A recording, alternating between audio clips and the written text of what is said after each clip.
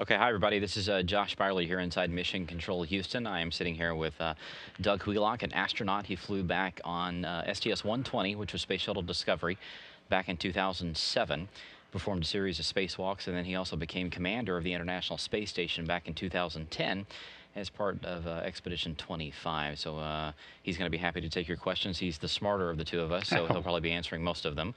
So if you guys want to go ahead and get it kicked off, we'll be happy to talk with you. Great, thank you. Go ahead, Caitlin. Hello to everybody there in Ackworth, Georgia. I kind of missed that part of the country. I went to school, did my graduate work at Georgia Tech, so spent a little bit of time there in Atlanta area. So it's good to be talking to you today. Thank you. Everyone say thank you. Thank you. Hi. Describe your spacewalk experience during the emergency shutdown of the ISS's cooling system. Were you afraid? That's a great question. What is your name? My name is Caitlin. Caitlin, that's a great question, Caitlin. Actually get that question a lot from kids because we're all I'm a kid at heart as well myself, but you do have some fears when you're getting ready to do something like this because it wasn't something that we had trained for, and so we had trained the skills that we needed to take outside to change out this pump module that you're referring to. And we had worked together as a team before, but we were facing something that was a little bit unknown for us that we hadn't had a chance to practice. So I wouldn't call it fear. I would say that you manage that to where you have to pull together as a team because everybody has their strengths and weaknesses, much like you do in school when you're on a team in school or a sports team or something like that. When you're facing an objective that's impossible to overcome by yourself. You have to pull together as a team, and so I think that I call it heightened senses, heightened sensitivity to what was going on, and I was certainly aware that what we were doing was had some dangers out there, and so we managed those by talking about them and discussing how we're going to overcome those things. So. I was a little bit afraid, I have to tell you that, but when I looked at our team and the team we'd put together here in Mission Control, I knew that we were in capable hands with very, very smart people that knew this equipment. And so it helped us overcome our fears as a team and pull together and really turn it into something that was a wonderful experience. Very good. Go ahead, Ted. No, you don't. Are there emergency escape vehicles for the astronauts? Yes, there are emergency escape vehicles. We call them lifeboats sometimes on the space station, but we do have enough seats, return seats, to be able to evacuate the space station if we needed to. Fortunately, we haven't had to do that over the past 10 years we've been, or 10 or 12 years we've been on the space station. We have Soyuz vehicles right now that are used as our lifeboats, and so there are 6 crew members on board the space station, and each Soyuz vehicle, Soyuz capsule, it's a Russian-designed spaceship. Each of those Soyuz capsules has 3 seats, and so I think you can maybe see that on your screen. So there is enough room for everybody to have a seat and a ride home if there's an emergency on the space station.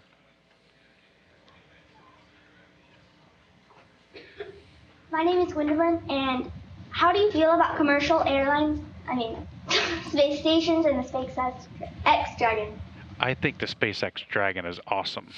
And I think it's really, really exciting because we're beginning to see like an increased interest and a resurgence in the commercial area of space, and so NASA's pretty good at pushing the boundaries and going to the next greatest thing, and we're planning that. We're planning to go out beyond the space station now, and so now with getting people and cargo back and forth from the space station, we're going to rely more and more on these commercial vehicles, which I think is wonderful. And of course, you may have been watching NASA TV or the news, even with the SpaceX Dragon that's now attached attached to the space station, and I think you can see a picture of it there. And I think it's very, very exciting because we're beginning to see increased interest in the commercial area of space and space transports supplying the space station, and eventually transport of humans back and forth to the space station. I think it's very exciting, and I think you're going to see it's a really great, very exciting time for you kids that are in school now, because I think you're going to be seeing an increased interest in both your the curriculum that you see in school, and also a better and tighter connection between our commercial companies and our education department as well. So you may see some additional things coming into the schools and from the commercial base as well. So I think it's very exciting. What is the American Astronautical Society flight achievement, and what did you do to deserve it? Oh, that is an award. You probably saw it on my bio, but it was an award. That's a society that focuses on space and space exploration and travel and plans for going different places and what it would take to get there. And back in 2007, we had I was on board the station. I flew up on the Space Shuttle Discovery, and we had a torn solar array. We tried to deploy the solar array that we moved from one part of the station to another. And when we went to deploy it, it tore much like a piece of paper almost, and we were worried that it was going to tear completely in half. And so rather than continue the deploy process, we stopped it, and we built actually like stitches. Some of you there in the room may have had stitches before in your skin. You just kind of sew something up, or sewing up a piece of material. We made stitches inside of we took whatever material we could find, and our mission control team helped us locate those things on board the space station. We made these stitches, and we went outside and we sewed up the solar array. And so so when we got back, it was a pretty daring feat, and of course for us on board the space station, we just did like we were told, and we had the really, really smart and very, very creative people here on the ground that came up with this solution, and so they helped us build these things, and we fixed that. And so when we got back to Earth, the Astronomical Society issued an award to our EVA team for the repair of this solar array. So thank you. Are you going to be part of the Mars mission? Well, I'll probably be too old, but what's exciting is, I think we're hoping to go to Mars, maybe 25 or 30 years, something like that. I'm hoping that we'll see. I'll probably be in a rocking chair with a glass of sweet tea or something somewhere, watching. But what's very exciting, I think, about usually astronauts when they're selected to fly in space, they're usually in their 30s, maybe like mid-30s or something like that. So what's very exciting is that the first people that we'll see on Mars are probably somewhere in our classrooms right now. Maybe somebody there in the classroom you're sitting in right now, maybe somebody in that very room will be the first person that we'll see on the surface of Mars. And that's very exciting to me, thinking that maybe 25 or 30 years in the future, that maybe right there where you're sitting, there's an astronaut in that room. And you'll be sitting here 30 years from now, and I'll be in my rocking chair and listening to you tell the story about what it was like to go to Mars. That sounds good. How has 178 days in outer space affect your body, your health? Oh, that's a really good question. 178 days in space. There are some things that I was anticipating and I expected. Your vestibular system that kind of helps you balance while you're standing up was affected, and I was expecting that. I was expecting a little bit of queasiness in my stomach when I got back used to gravity, and I had a little bit of that, and I expected that.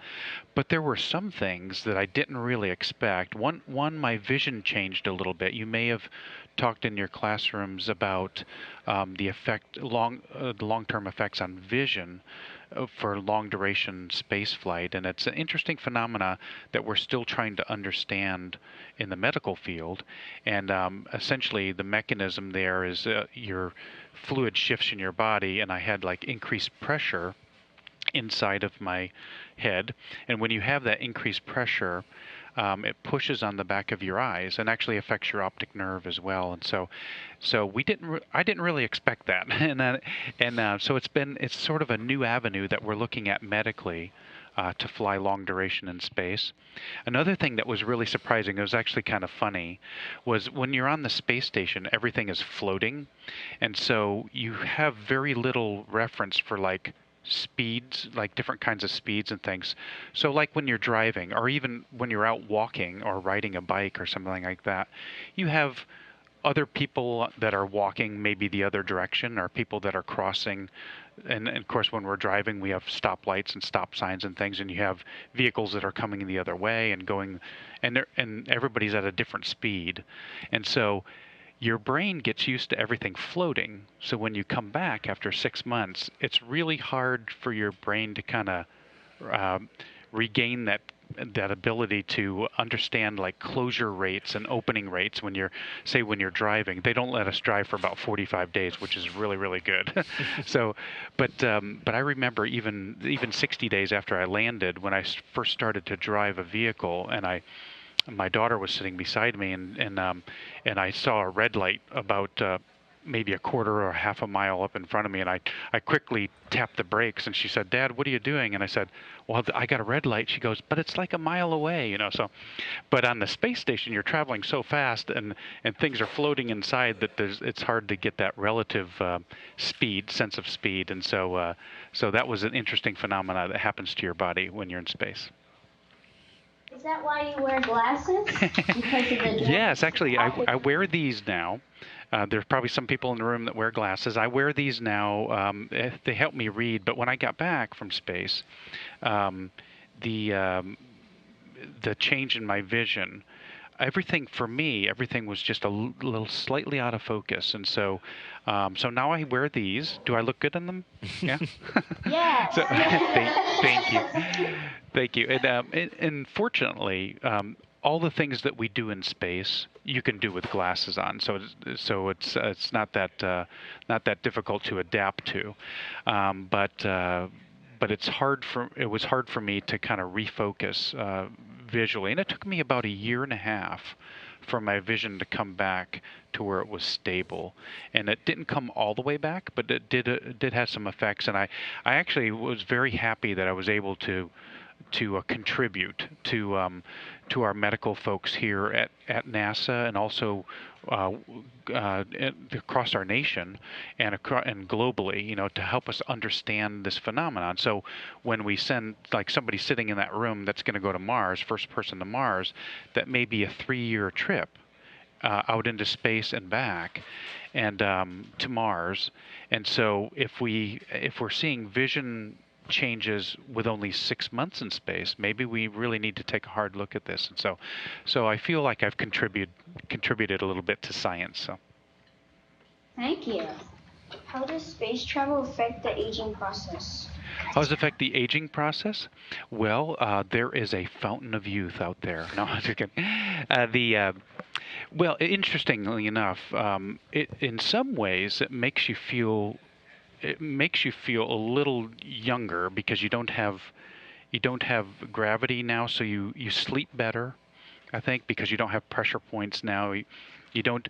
I very rarely got a sore back or a sore neck or something like that, because you're kind of floating. The sensation is like, if you ever been in a swimming pool, like a nice warm swimming pool, and you just kind of close your eyes and just float, that feeling, that's what it feels like all day, every day in space. And so that process, I think, it helps your body relax a little bit. So I don't think it makes you get any younger, but it certainly like reduces a little bit of the stresses normally that you'd face on your body. Now, there are some ways that actually sort of accelerate certain things in the aging process. And one of those things that we're really looking hard at is bone loss, bone demineralization and stuff like this, where it speeds up the process of breakdown of bone structure. And of course, we're trying to develop exercises and things like that we can do that will help us kind of stave off the loss of bone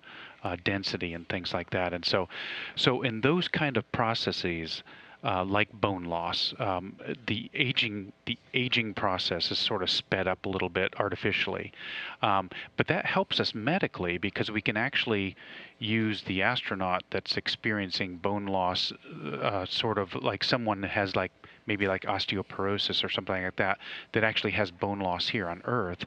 We can actually use the astronauts in studies and science experiments to try to help us understand how that process takes place and how to treat people here on Earth as well. So it's all part of the science that we're gaining on board the station. You do get a little bit taller, though, in Yes, space. you do. You do actually, because of that. We have gravity pulling us down to the ground. So when you're standing upright here on Earth, you're stuck. Your feet feel like you're probably sitting in chairs right now.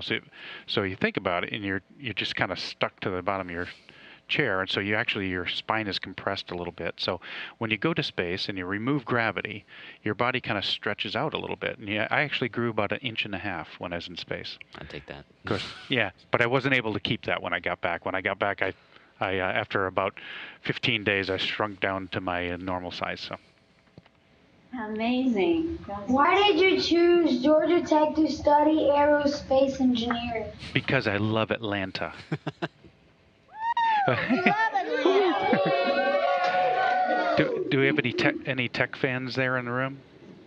Tech fans, who's going to Tech? Awesome, Yes. awesome. Well, the reason I chose Georgia Tech, at the period of time, Georgia Tech was a center of excellence for rotary wing technology in the aerospace field, and at the time I was an active duty Army pilot, and so the Army sent me there to study rotorcraft, or helicopters, and vertical lift technology. And so I don't know if you knew this, but Georgia Tech is a center of excellence for rotary wing technology and vertical lift technology. So a lot of my thoughts on making lunar landers or making spacecraft that can maneuver like a helicopter, or aircraft like a helicopter maneuvering, or some sort of hovercraft.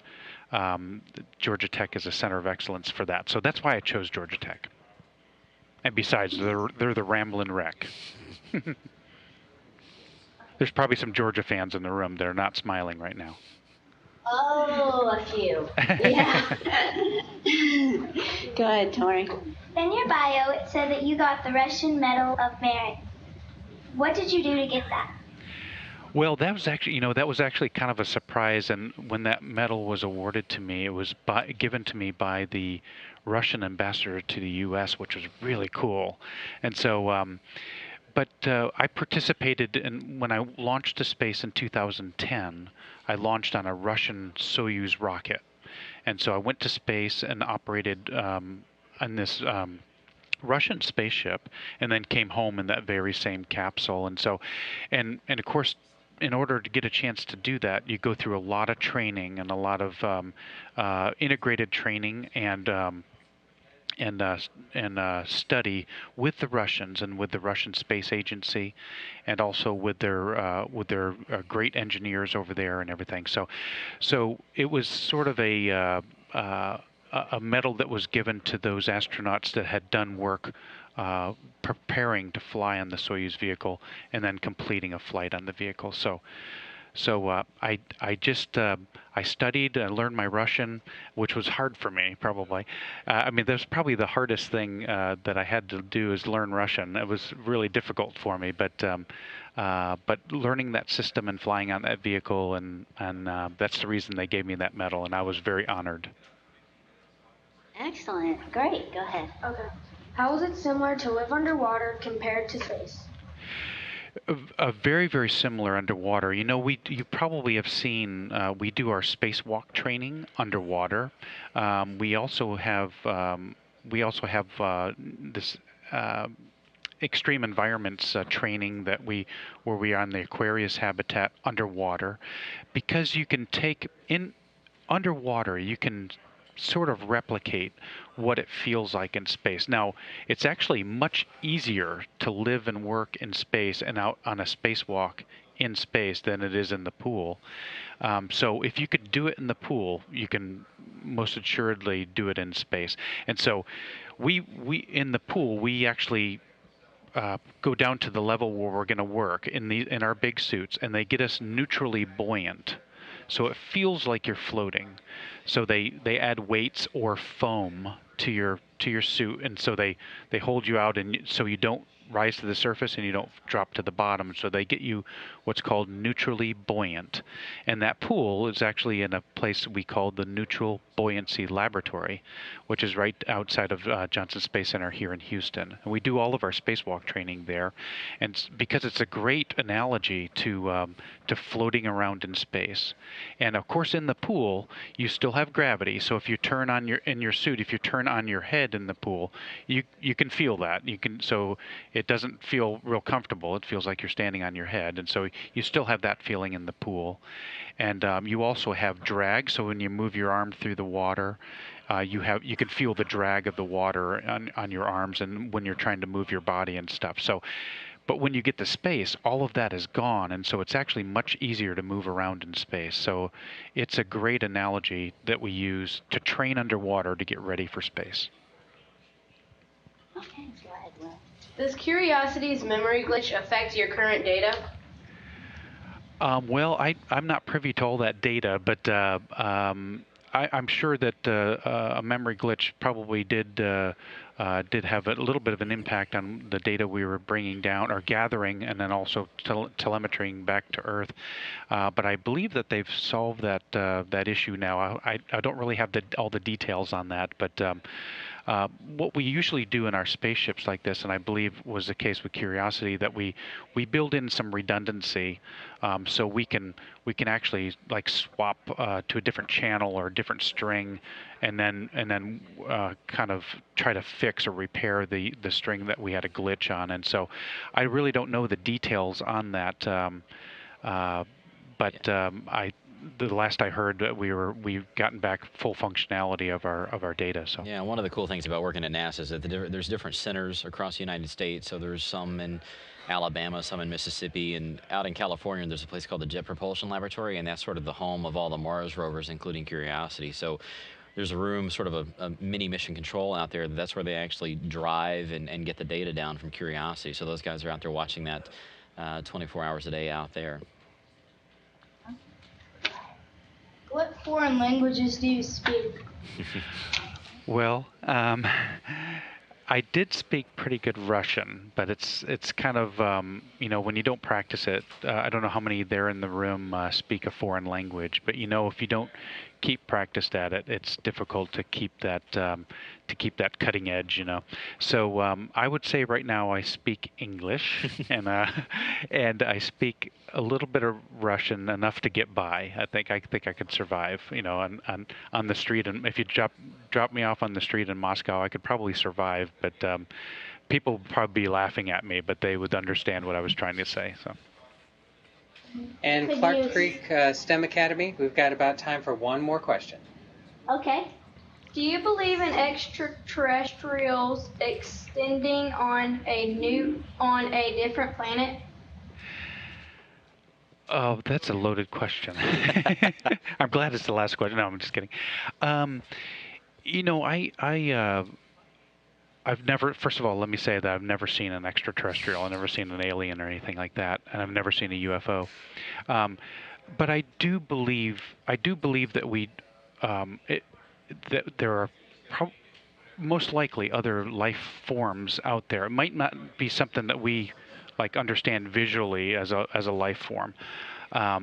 So I don't think I believe in extraterrestrials like in E.T. the movie and stuff like that, But I do find very, very fascinating these Earth-like planets that we're finding with Hubble and with the other telescopes that, given the right circumstances, that we could find organics in what we would refer to as soil or something like that, and maybe even a partial atmosphere where organic life or single cell kind of life, or maybe even something a little more advanced could exist, or plants or something like that. So I'm not a planetary scientist, and I'm not a chemist, but I have to believe that something like that probably is occurring somewhere in our universe.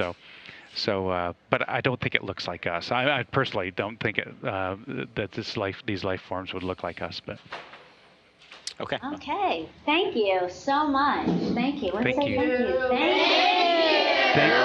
Thank you, guys. Great questions, and thanks for spending time with us today here at Johnson Space Center in Houston. We'll see you guys later on.